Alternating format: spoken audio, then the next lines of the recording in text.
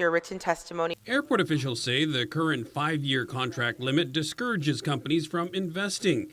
It's too short a time frame and too much of a risk for them.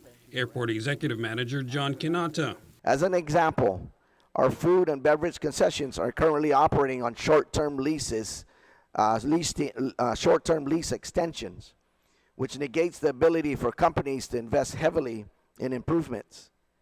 With a clear path laid by the promulgation of rules and regulations for the competitive solicitation of concession agreements, GIA will be able to finally and substantially improve upon the offerings of food and beverage concessions.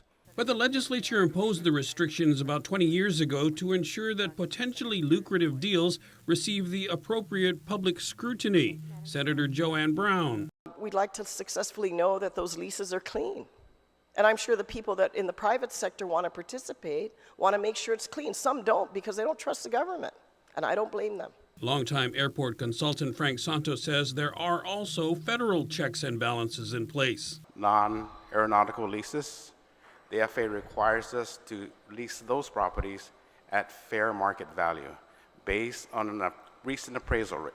There are a number of long-term lease agreements already in place. They were grandfathered ahead of the current law.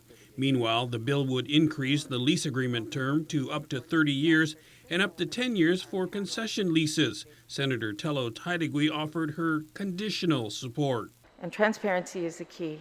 I mean, the intentions of the airport is very good, but being transparent is even more important. For KOM News, I'm Nestor Lecanto. 42-36, I want to thank